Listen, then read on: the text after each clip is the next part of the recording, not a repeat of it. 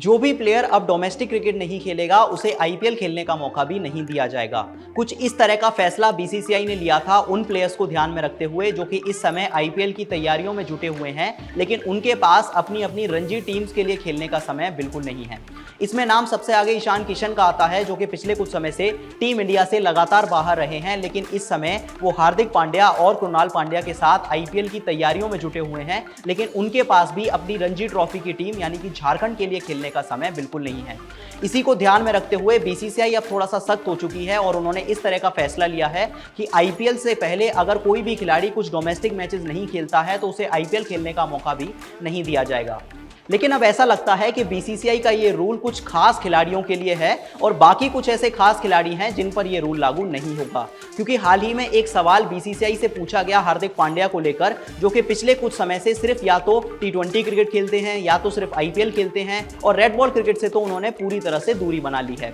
जब उनको लेकर सवाल किया गया कि हार्दिक पांड्या के केस को लेकर आप क्या कहेंगे, तो एक चौंकाने वाला बयान बीसीसीआई ऑफिशियल्स की ओर से आया, जिन्होंने ये बात कही कि हार्दिक पांड्या की बॉडी रेड बॉल क्रिकेट खेलने के लिए तैयार नहीं है और क्योंकि बीसीसीआई उन्हें आईसीसी टूर्नामेंट्स के लिए तैयार चाहती है, इसलिए ये जो रूल है वो हार्दिक पांड्या को लेकर एप्लीकेबल नहीं किया जाएगा। अब ऐसे में ये काफी हैरानी वाली बात है कि बीसीसीआई के जो रूल्स हैं वो सिर्फ कुछ सर्टेन प्लेयर्स के लिए हैं या फिर उन प्लेयर्स के लिए हैं जो अभी उतना ज्यादा लाइमलाइट में नहीं आए हैं। लेकिन दूसरी तरफ हार्दिक पांड्या जैसे प्लेयर जो खुद डिसाइड करते हैं कि वो आने वाले समय में रेड बॉल क्रिकेट से दूरी बना लेंगे, जबकि सिर्फ शॉर्टर फॉर्मेट्स पर ही फोकस करेंगे, लेकिन उन खिलाड़ियों को बीसीसीआई यहां पर पूरी तरह से बैक करती है और उन खिलाड़ियों को रियायत भी दे दी जाती है इस तरह के रूल से। अब यहां पर मेरा सिर्फ एक ही सवाल है कि अगर हार्दिक पांड्या खुद ये बात डिसाइड कर चुके हैं कि वो रेड बॉल क्रिकेट नहीं खेलना चाहते या उनकी बॉडी अलाउ नहीं करती, तो वो टेस्ट क्रिकेट से आखिर संन्यास क्यों नहीं ले लेते। मतलब अगर आप करंट इंडियन टीम की सैलरीज की बात करें तो उन्हें एक सर्टेन स्कीम के अंदर डिवाइड किया जाता है।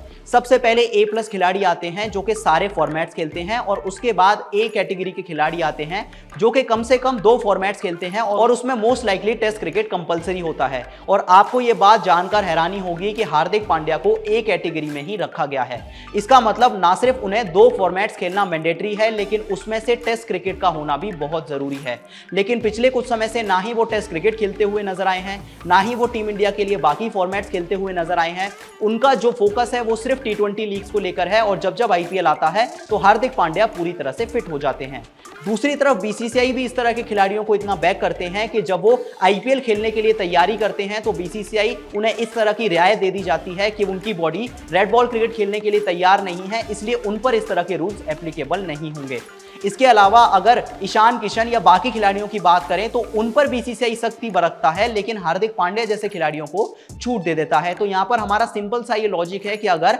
आप टेस्ट क्रिकेट नहीं खेलना चाहते या उस फॉर्मेट को नहीं खेलना चाहते तो आप सीधे तौर पर रिटायरमेंट अनाउंस कर दें और जो अपनी कैटेगरी है सैलरीज को लेकर वहां पर अपना थोड़ा सा डिमोशन करवा लें। अब इस बारे में आपकी क्या राय है? और ये जो बीसीसीआई ने थोड़ी सी छूट दे दी है हार्दिक पांड्या को ये कहकर कि उनकी बॉडी तैयार नहीं है रेड बॉल क्रिकेट खेलने के लिए, इसलिए हम उन्हें छूट दे देते हैं आईपीएल खेलने के लिए, इस बारे में आपकी क्या राय है? और क्या आपको भी लगता है कि कहीं ना कहीं बाकी के खिलाड़ियों के साथ बीसीसीआई थोड़ा सा यहाँ पर भेदभाव कर रही है? इस बारे में आपकी जो भी राय है हमें कमेंट सेक्शन में जरूर बताएं और ऐसी ही इंटरेस्टिंग वीडियोस के लिए क्रिकेट ज्ञान को फॉलो करना बिल्कुल ना भूलें।